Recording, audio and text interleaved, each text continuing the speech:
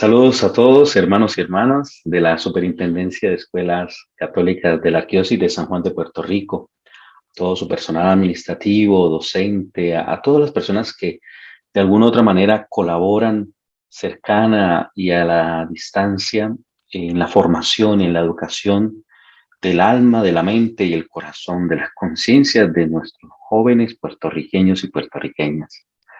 Gracias por la invitación que me han hecho a participar en este día muy especial que celebramos la anunciación de nuestro Señor Jesucristo, 25 de marzo, día en que pues hoy celebramos y por esto también en este tema especial de el niño y la niña en el seno materno, que es la conferencia que hoy nos congrega. Antes que nada, oremos uniéndonos al Santo Padre a la oración por la paz mundial, en la consagración a Santísima Virgen María de estas dos naciones, por todos los dirigentes en el mundo que tienen que ver con este conflicto que está cada día escalando y necesitamos que el diálogo y la paz que nos trae nuestro Señor Jesucristo podamos ser también nosotros, cada uno de nosotros y nosotras, constructores de paz, empezando por nuestro corazón, empezando por nuestra familia. Los invito a que oremos juntos en el nombre del Padre, del Hijo y del Espíritu Santo. Amén. Padre nuestro que estás en el cielo, santificado sea tu nombre. Venga a nosotros tu reino, hágase tu voluntad en la tierra como en el cielo. Danos hoy nuestro pan de cada día, perdona nuestras ofensas, como también nosotros perdonamos a los que nos ofenden. No nos dejes caer en la tentación y líbranos del mal. Dios te salve María, llena eres de gracia, el Señor es contigo. Bendita tú eres entre todas las mujeres y bendito es el fruto de tu vientre Jesús. Santa María, Madre de Dios, ruega por nosotros los pecadores, ahora y en la hora de nuestra muerte. Amén. En el nombre del Padre, del Hijo y del Espíritu Santo. Amén. Pues voy a compartir con ustedes unas diapositivas para hacer una dinámica a este momento de conversación. Día del niño y la niña en el vientre materno. Iniciamos con esta cita bíblica de Jeremías. Antes que yo te formara en el seno materno, te conocí, y antes que tú nacieras, te consagré. Dios que nos conoce a cada uno de nosotros, en nuestra interioridad y en nuestra individualidad. Como preámbulo, esta imagen que sugiere esta ternura, esta preciosidad, es también imagen de lo que cada uno de nosotros hemos atravesado, la experiencia de ser hijos. Y las mujeres como experiencia de ser madre, es una experiencia muy personal, muy íntima, que solo las mujeres pueden experimentar. Y la paternidad juega otro rol. Por eso vemos esta imagen que hace de entrada a nuestra conversación. Vamos a la primera pregunta que nos ocurre, es la que toda la humanidad en la historia, cada uno de nosotros nos hemos hecho. ¿Quién es el hombre? ¿Quién es la persona humana? ¿Quién soy yo? Muchas disciplinas han intentado responder. En la economía, pues el hombre es el hombre económico que hace transacciones, que hace intercambios. La sociología también ha intentado responder la pregunta. El hombre es un ser social que se organiza en instituciones, en manadas, en grupos, en identidades regionales. La historia también ha tratado de que el hombre es un ser histórico que se desarrolla, que se organiza, que crea monumentos, que entierra a sus difuntos. La filosofía también ha intentado responder a esta pregunta. ¿Quién es la persona humana? ¿Quién es el hombre? Es un ser con inteligencia, con razón, con voluntad. La teología también ha intentado responderla y muchas otras disciplinas, pero siempre queda la pregunta, la incógnita, ¿quién es el hombre? ¿Quién es la persona humana? Para esto, nos dice el Salmo 8, intentando dar una respuesta desde la dimensión bíblica. Dice el Salmo 8, versículos 5 al 7, ¿qué es el hombre para que te acuerdes de él? El hijo de Adán para que de él cuides. Apenas inferior a un Dios lo hiciste, coronándolo de gloria y esplendor. Señor, lo hiciste de las obras de tus manos, todo lo pusiste bajo sus pies. Pues ya de entrada, la teología o para el hombre bíblico, para la persona de la Sagrada Escritura, en la antigüedad ya el hombre se descubre y en la revelación, como Dios es el creador al cual ha diseñado en un puesto privilegiado, exclusivo y especial al ser humano. Lo hiciste poco inferior a los ángeles. Lo coronaste de gloria y dignidad. Entonces hay una gloria, una dignidad y lo has colocado en una cúspide de la creación. Es una de las respuestas y es la respuesta que nos acompaña hoy desde la fe. Aquí.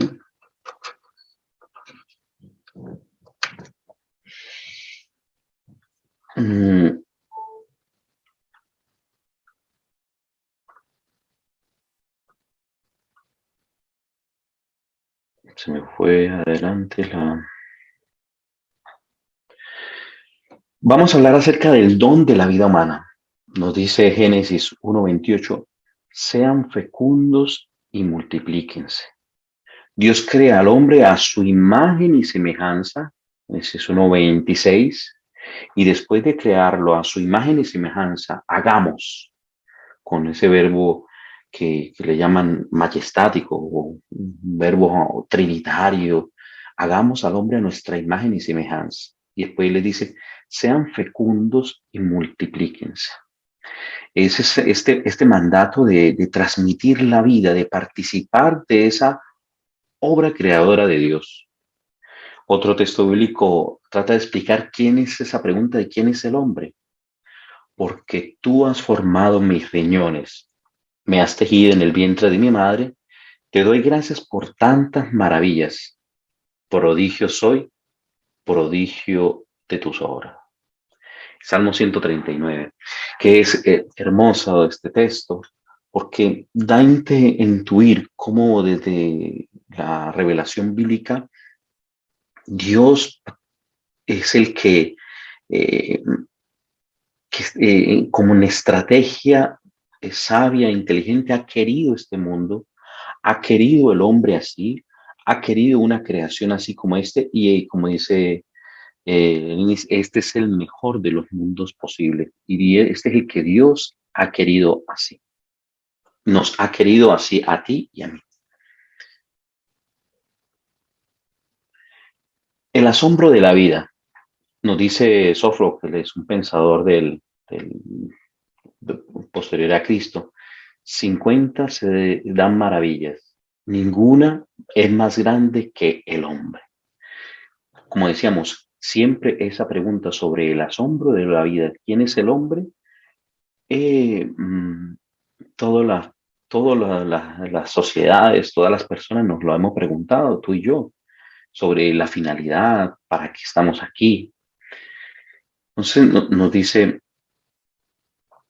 desde la evolución, hay uno dice, pues el hombre es una evolución biológica, un conjunto de fuerzas de la naturaleza que de tal manera han conformado al hombre. Y pues de cierta manera es así, desde todas las formaciones volcánicas, todas las energías y fuerzas de los movimientos de la Tierra han hecho sí que desde las fallas geológicas, lo que le llaman los valles y las grandes fallas biológicas entre África y Asia, ahí es donde se habla de la cuna de la civilización, la cuna de la humanidad, de donde venimos todos.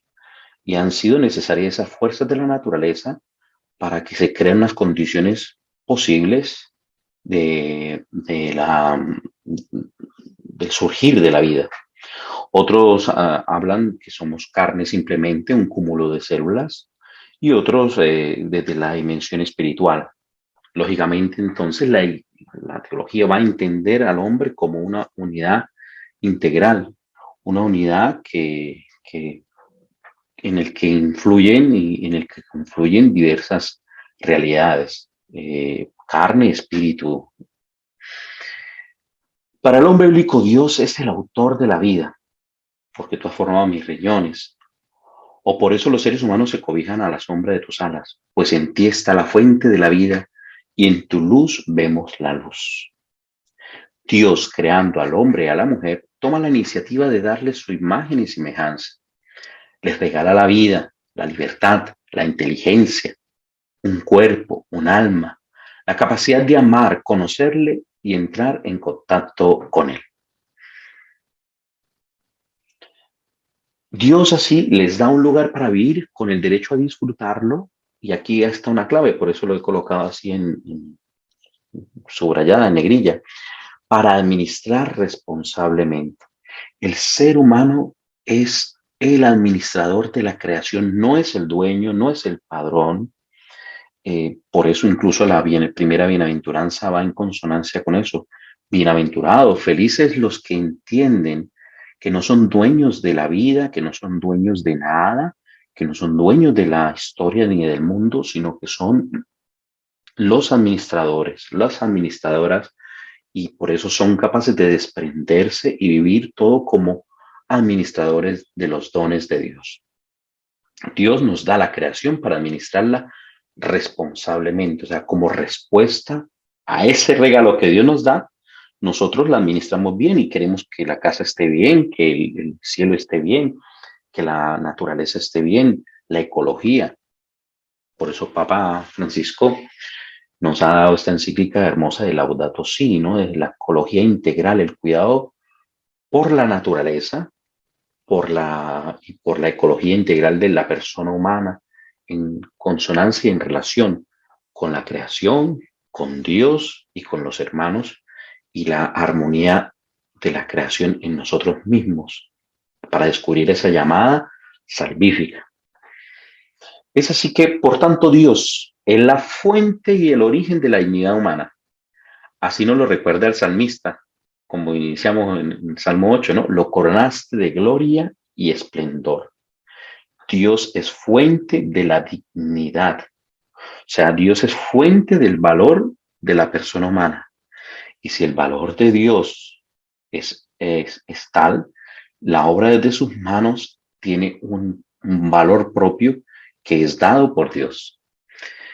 La sacralidad, que la vida es sagrada, es fruto y origen del don amoroso de Dios, quien, conociéndola libremente, le advierte al hombre que no puede disponer de ella, ya que Él es el único Señor de la vida, quien puede otorgarla o pedirla. O sea, nadie puede disponer de la vida. La revelación nos afirma que la vida es el bien supremo dado por Dios al hombre.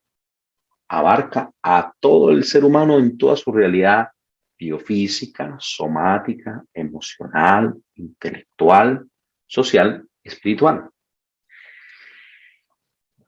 Por lo tanto, la dignidad humana, que también nos viene a revelar ya en Jesucristo con el misterio de la encarnación, es esta. Somos hijos e hijas de Dios. Hijos e hijas de Dios.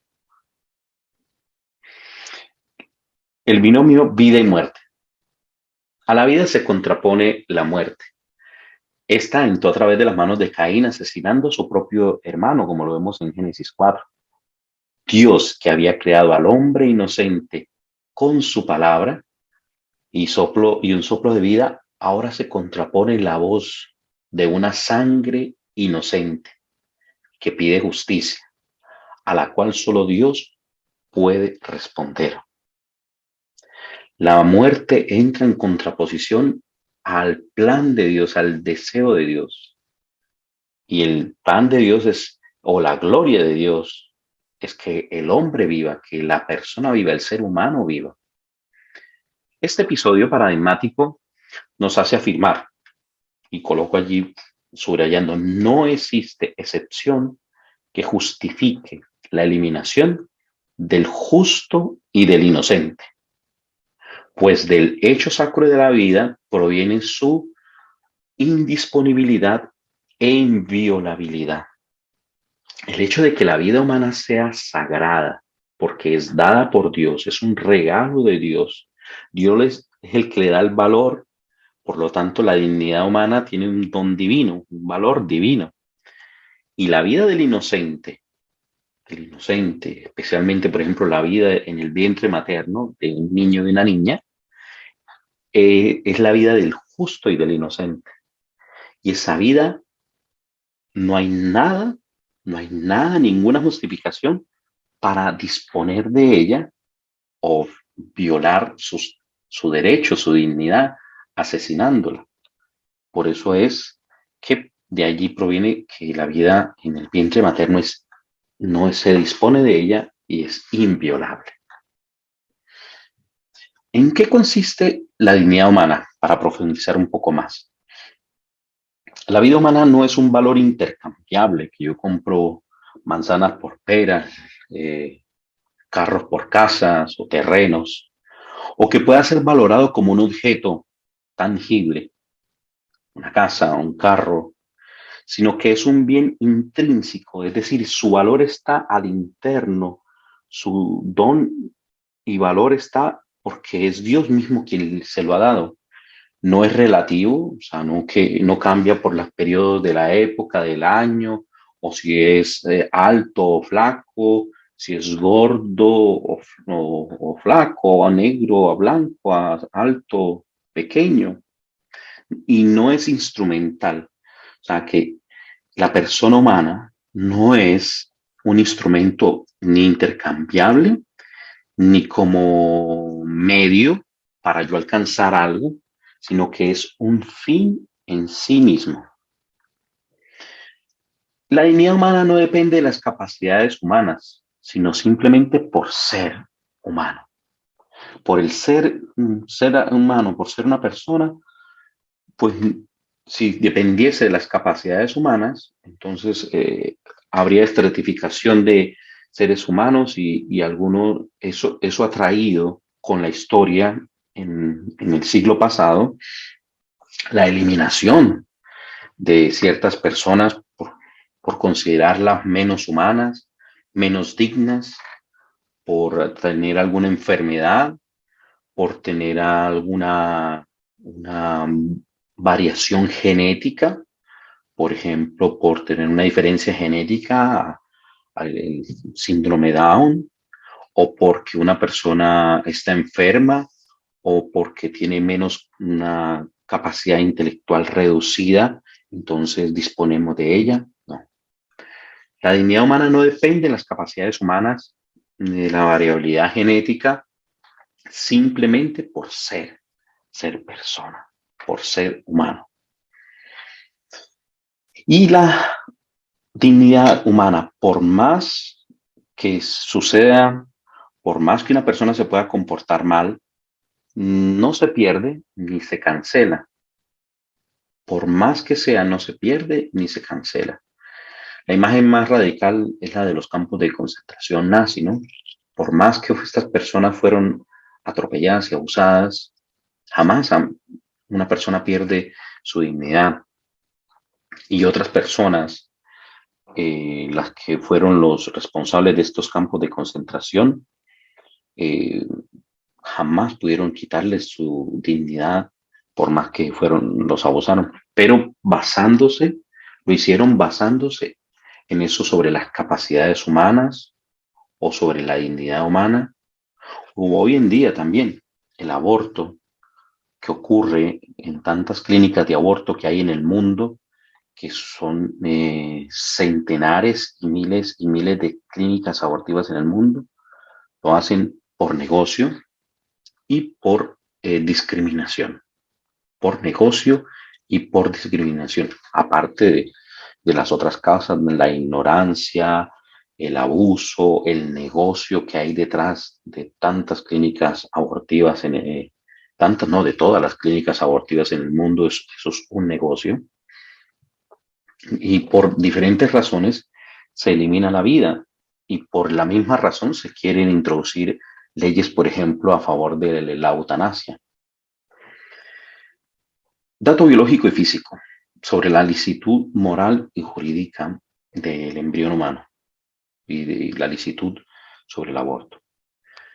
Esto, sobre la licitud moral y jurídica y el dato biológico y físico, parte o es fundamento o parte de la pregunta, ¿cuándo comienza la vida humana? Muchos se preguntan, ¿no? Y siempre hay posiciones contrarias, pero la ciencia es clara. ¿Cuándo comienza la vida humana? ¿En qué momento nos encontramos de frente a un ser humano al cual debemos tutelar la vida? ¿Cuándo debemos reconocer el estatuto moral al embrión? ¿Será la concepción? ¿Será en la anidación del embrión, en el útero materno? ¿El inicio de la actividad cerebral? ¿La capacidad de experimentar dolor? ¿O cuando ya tenga una viabilidad fuera del útero? ¿O cuando nace? ¿O como en algunos lugares se hace el aborto parcial? Se le saca el cuerpito al niño y se le extrae el cerebro porque está la idea supuestamente que él no es persona, no es ser humano hasta que no saque la cabeza del vientre materno. Es una cosa horrible y hay ese tipo de abortos. O hay que darle licitud moral y jurídica o estatuto en una fase de desarrollo sucesivo al nacimiento. A los 7 años es persona, a los 7 años es ser humano después. Hay algunos que incluso lo proponen así, un estatuto personal cuando el niño tenga razón. Y a veces comparan a los niños con los simios. Le dan el mismo valor moral y jurídico, al menos en los libros escritos, a un niño recién nacido y a un simio, porque no son, entre paréntesis, como concepto, persona, son seres vivos, pero uno no son persona hasta que no alcanza su desarrollo racional.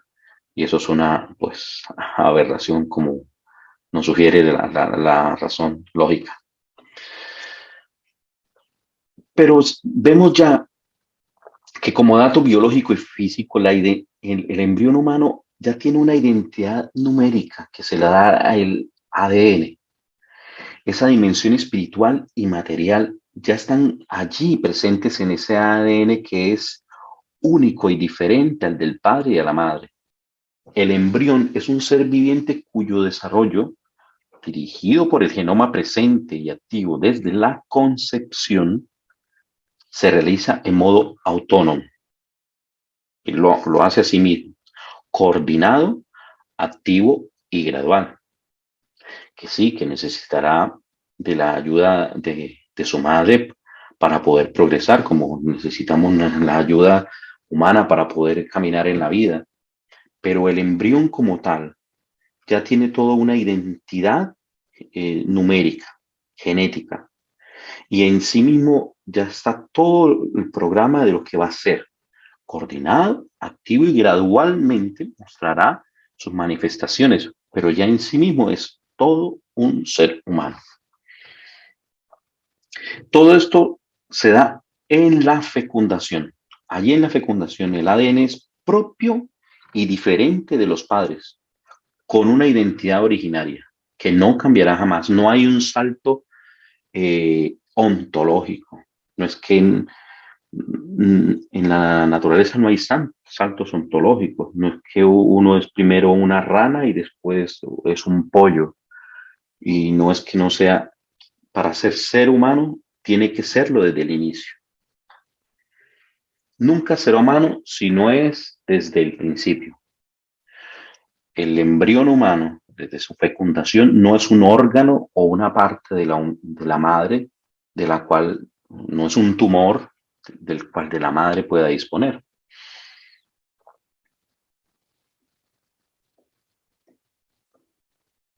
El embarazo. El embarazo es una realidad natural y fisiológica, no es una enfermedad, como a veces se ha querido también presentar en los feminismos radicales, y es una experiencia propia de la mujer. La paternidad es otra cosa, A veces yo escucho, es algo romántico y lindo, estamos embarazados, pero quien experimenta esa realidad biológica, emocional, espiritual, es propiamente la mujer como tal.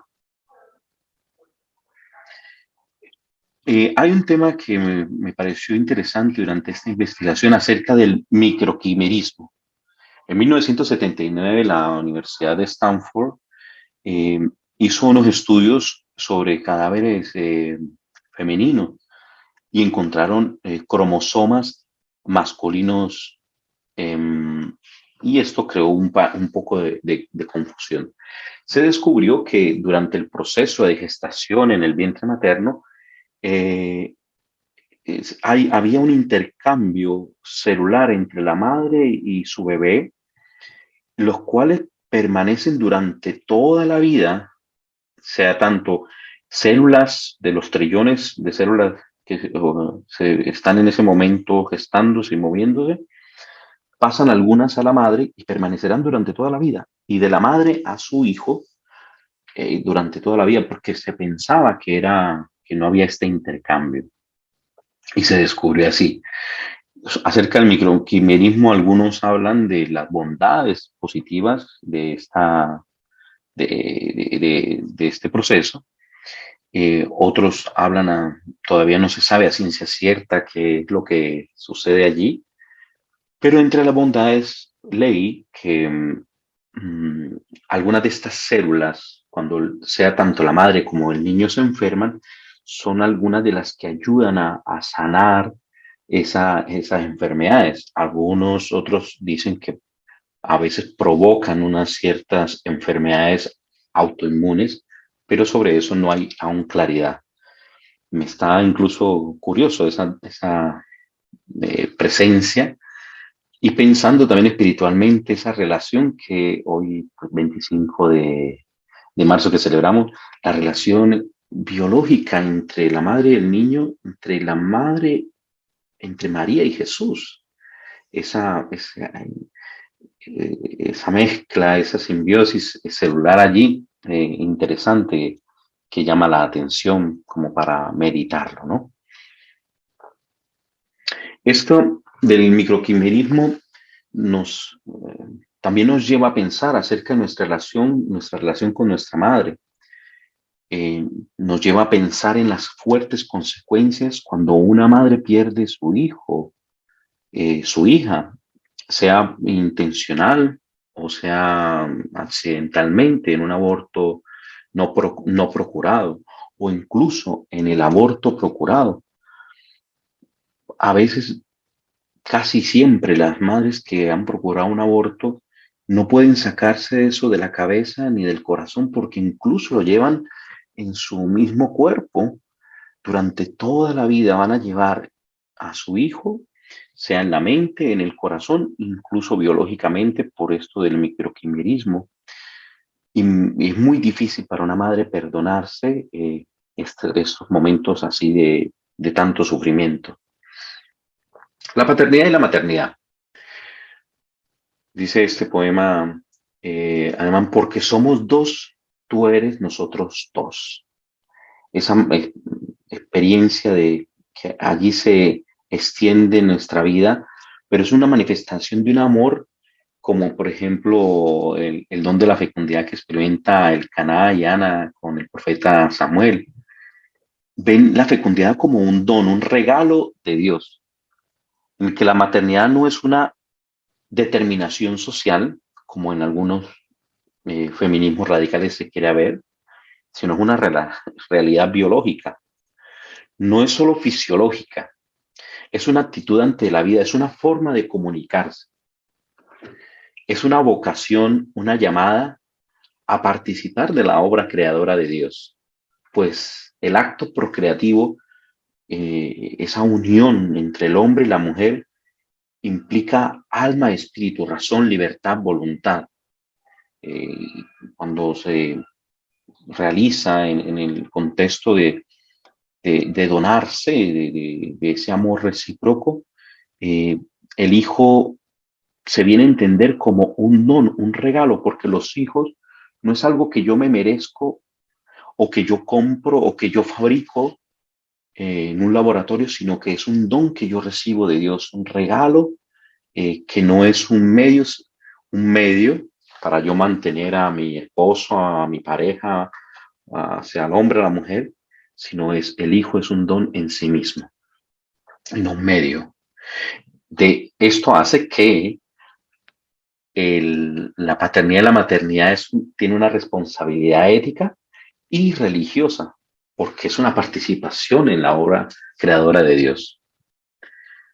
De allí nace también el concepto de lo que es la paternidad responsable.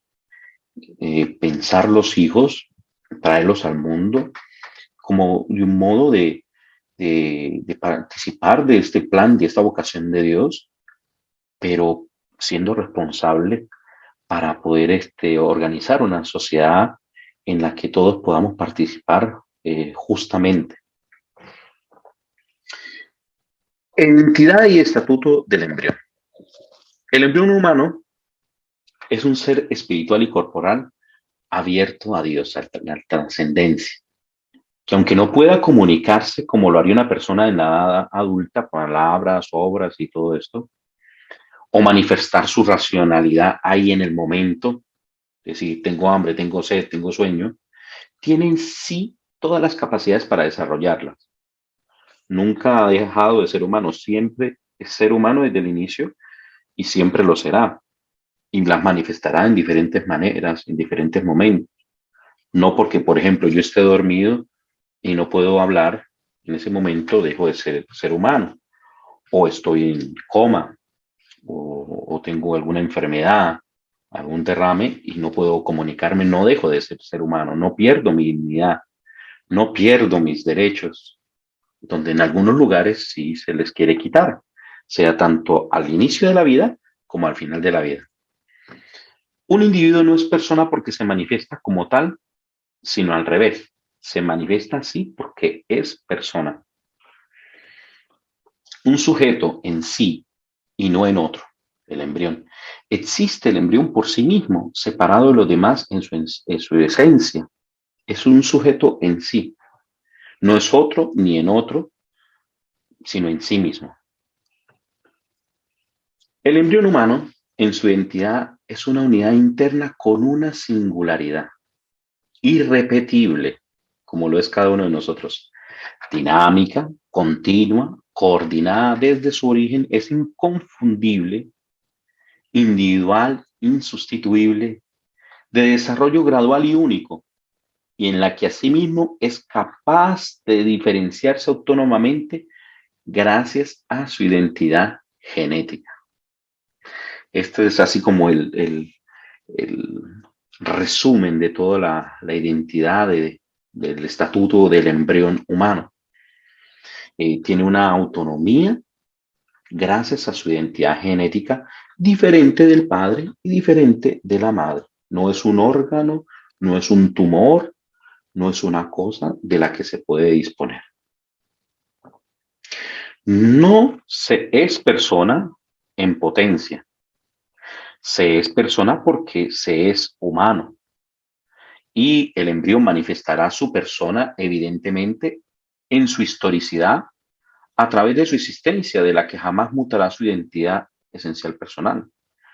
Ese embrión tendrá 2, 3 meses, ese embrión tendrá 1 año, 2, 3 años. El niño, el joven, el adolescente, el adulto, el anciano, siempre será el mismo. Jamás mutará su identidad esencial personal. Se manifestará en la historicidad, como tú ahorita con tus 15, con tus 20, con tus 30, con tus 40 años. Así se ha manifestado tu identidad personal en la historia. Ser persona no es una característica de hombre. Ser persona es la evidencia de nuestra naturaleza que supera y sobrepasa todo biologismo fenomenológico, o sea, cómo se manifiesta, cómo se muestra la biología. En este ser persona se inserta el misterio de nuestro origen al cual le pertenece irrenunciablemente la dignidad y el valor sagrado. Por tanto, podemos afirmar que el embrión humano tiene desde el principio la dignidad propia de la persona. El embrión humano tiene desde el principio la dignidad propia de la persona. Y por último, esta frase que cita C.S. Lewis en su libro Cautivado por la alegría, sorprendido por la alegría, ese es el principio del fin. Yo soy mi dueño. Muchas de estas frases se pronuncian por muchas personas, por movimientos pro aborto, donde dice yo soy el dueño de mi cuerpo. Y decíamos que eh, en la creación nos descubrimos que somos mayordomos, somos administradores. Incluso la primera bienaventuranza, bienaventurados los pobres en el espíritu, porque entienden que ellos no son el dueño de nada, de la creación, ni de la vida. Somos administradores de la creación, somos los administradores de mis talentos, administradores de mi tiempo, de mi dinero, de todo lo que yo soy y tengo, soy un administrador. Pero para destruir la vida, yo soy mi dueño.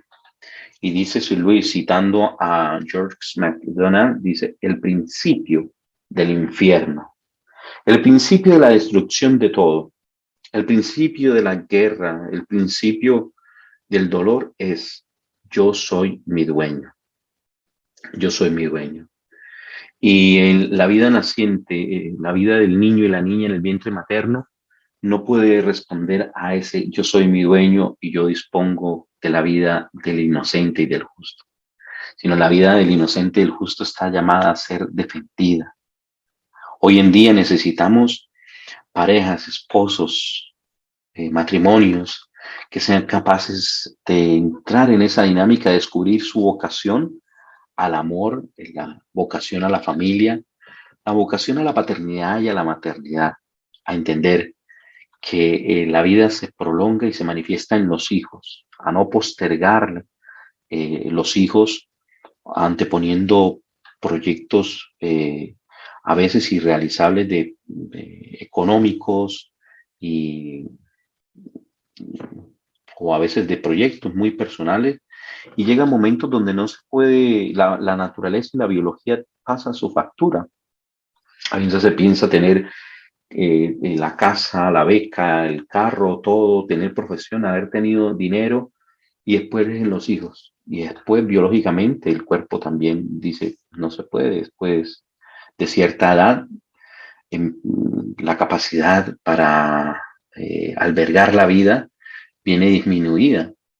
Entonces pedimos a Dios y a la educación y a la reflexión social, a la reflexión en la iglesia, incluso también a la reflexión política, que también se creen políticas a favor de la vida, a favor de la familia, porque muchas personas dejan la paternidad y la maternidad por miedo a no poder mantener los hijos, por las dificultades legales de poder sostener una familia. Eh, Se las colocan muy difíciles a las familias o a veces también entre nuestras ideas muy egoístas pensamos cumplir unas metas y después no da tiempo para tener una familia. Hay un invierno demográfico en camino en muchos países donde la tasa de natalidad es muy baja, más ancianos que jóvenes, no hay un equilibrio en proporción.